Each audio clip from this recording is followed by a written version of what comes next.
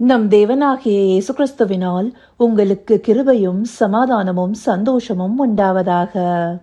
இன்னைக்கு பார்க்கவிருக்கிற வேத பகுதி யோவான் 17வது அதிகாரம் வசனம் 15. John chapter 17 verse 15. நீர் அவர்களை உலகத்திலிருந்து எடுத்துக்கொள்ளும்படி நான் வேண்டிக் கொள்ளாமல் நீர் அவர்களை தீமை நின்று காக்கும்படி வேண்டிக் கொள்கிறேன்.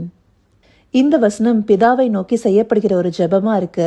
இந்த வசனம் மாத்திரம் இல்ல, இந்த அதிகாரம் முழுவதிலுமே ஆண்டவராகிய இயேசு கிறிஸ்து வானத்துக்கு நேராக தன்னுடைய கண்களை ஏறெடுத்து பிதாவை நோக்கி செய்கிற ஜெபம் நமக்கு தொகுப்பாக கொடுக்கப்பட்டிருக்கு. இந்த ஜெபத்துல அதிகப்படியாய் தன்னுடைய சீஷர்களுக்காக அவர் ஜெபிக்கிறாரு. முக்கியமா இந்த வசனத்துல அவர் என்ன சொல்ல வர்றாருன்னா, அவர் எப்படி இந்த உலகத்தானா இல்லாதது போல அவருடைய சீஷர்களும் உலகத்தார் இல்லைங்கிறத சொல்றாரு. இதற்கு முன்பாக இருக்கிற வசனம் தெளிவாக நமக்கு ஒரு விஷயத்தை காண்பிக்குது. நான் உம்முடைய வார்த்தையை அவர்களுக்கு கொடுத்தேன், நான் உலகத்தார் அல்லாதது போல அவர்களும் உலகத்தார் அல்ல, ஆதலால் உலகம் அவர்களை பகைத்தது. எப்போ வார்த்தை ஒருத்தருக்குள்ள இருக்கோ அவங்க உலகத்தாரா இருக்க முடியாது. அழிவில்லாத வித்தாகிய வார்த்தையினால நம்ம ஜனிப்பிக்கப்படும் போதே நம்ம இந்த உலகத்துல இருந்து வேர்பிரிக்கப்படுகிறோம். அப்படி வார்த்தையானவருக்குள்ளானவர்களாக மாறுகிறோம்.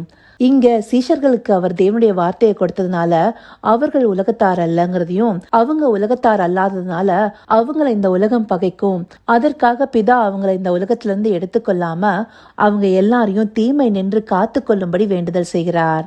இப்படியாக தேவனுடைய வார்த்தையை ஒப்புவித்த சீஷர்களுக்காக அவர் ஜெபம் செய்கிறது தெரியுது. அவருடைய சீஷர்கள் பரப்பின வார்த்தைகள் இன்றைக்கு நமக்குள்ளார வாசம் செய்து நாமும் இந்த உலகத்தாரா இல்லாம இருக்கோம். நமக்காகவும் செய்யப்பட்ட ஜெபமாகவே இது இருக்கு. நம்மை தீமை நின்று காத்து கொள்ளும்படியாக ஆண்டவராகிய இயேசு கிறிஸ்து தாமே வேண்டிக் கொள்கிறாரு. அவர் இந்த உலகத்துல மனுஷகுமாரனா வாழ்ந்த நாட்கள்ல சோதிக்கப்பட்டு பாடுபட்டவரா இருக்காரு. அதனால அவருக்குள்ளானவர்களும் சோதனைக்குட்படுவாங்கன்னு அவருக்கு தெரியும். அதனாலேயே அவங்களையும் காத்து கொள்ளும்படியான ஒரு வேண்டுதலை இங்க நம்ம பார்க்க முடியுது. எபிரேயர் 2வது அதிகாரம் 18வது வசனம் கூட, ஆதலால் அவர் தாமே சோதிக்கப்பட்டு பாடுபட்டதினாலே அவர் சோதிக்கப்படுகிறவர்களுக்கு உதவி செய்ய வல்லவரா இருக்கிறார். இந்த வசனமே தெளிவுபடுத்துது இல்லையா? அவர் சோதிக்கப்பட்டதுனால நமக்காக வேண்டுதல் செய்து நாம சோதிக்கப்படும் போது அவர் நமக்கு உதவி செய்ய வல்லவரா இருக்கிறாருங்கிறது கொடுக்கப்பட்டிருக்கு. அந்தபடியாக நமக்காக இடைப்படும் ஒரு பிரதான ஆசாரியராக நம்முடைய கிருபாதார பலியாக ஆண்டவராகிய இயேசு கிறிஸ்து வார்த்தையை பெற்றுக்கொண்ட நாம தீமை நின்று ரட்சித்து காத்து கொள்ள பண்ணுங்கிறத விரும்புகிறாரு. இதையே அவர் நம்ம இடத்துல இருந்து எதிர்பார்க்கிறாரு. நேற்றைக்கே சொன்ன மாதிரி இந்த கடைசி நாட்கள்ல சோதனைகள் அதிகமாக பெருகும்.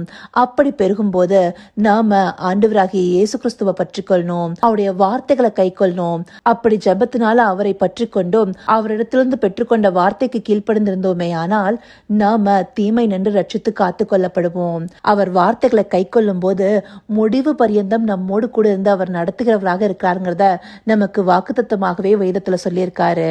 அவருடைய வருகையின் நாட்கள் சமீபமா இருக்கு. இந்த நாட்களுக்குள்ளார பிசாசானவன் யார விழுங்கலாமோன்னு வகை தேடி சுற்றி திரிகிறான். அப்படி தேவனுடைய சபைய சோதனைக்குட்படுத்தி அவங்கள விழுந்து போக பண்ணுகிற காரியத்திலிருந்து தப்புவித்துக் கொள்வதற்காகவே தேவன் நமக்கு இந்த வார்த்தைகளை மறுபடியுமாய் காண்பிக்கிறாரு. நாம தேவனை நோக்கி வேண்டுதல் செய்யணுங்கிறது விரும்புறாரு.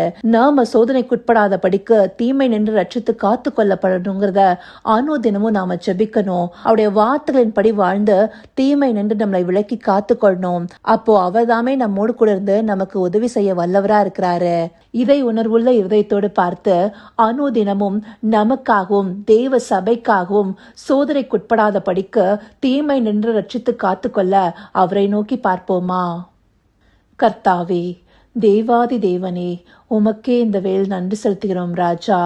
அப்பா, உங்க பேரன்பின் மூலமாக இந்த சோதனை நாட்கள்ல நாங்க இந்த சோதனை நின்று விலக்கி பாதுகாத்து கொள்ள பண்ணுவதற்காக வார்த்தைகளை வெளிப்படுத்துகிற தயவிற்காய் உண்மை ஸ்தோத்தரிக்கிறோம் ராஜா. இதை அறிந்தவர்களாய் தினமும் ஜெபத்துல விழிப்போடு இருந்து எங்களையும் இந்த உலகத்தில் இருக்கிற எல்லா விசுவாச பிள்ளைகளையும் சோதனை நின்று காத்து கொள்ளும்படியாக உம்மிடத்துல விண்ணப்பித்து கேட்டுக்கொள்கிற இருதயத்தை எங்களுக்கு தந்தள்ளும் ராஜா. நீர்தாமே எங்களுக்காய் இடைப்படுகிற பிரதான ஆசாரியராய் எங்களுக்காய் தேவனிடத்துல வேண்டிக் கொண்டு நாங்க உலகத்தாரா இல்லாம உம்முடைய வார்த்தைகளை கைக்கொள்கிற பிள்ளைகளாய் உம்முடைய தயவினால சோதனைகளிலும் எங்கள் விசுவாசத்தின் மூலமாக ஜெயம் எடுக்கிறவர்களாய் எங்களை நீங்க நடத்த போகிற தயவிற்காய் நன்றி தகப்பனே. சகலவித துதி மகிமை கனம் யாவும் ஒருவருக்கே செலுத்துகிறோம். இயேசு கிறிஸ்துவின் மூலமாய் வேண்டிக் கொள்கிறேன் பிதாவே. ஆமேன், ஆமேன்.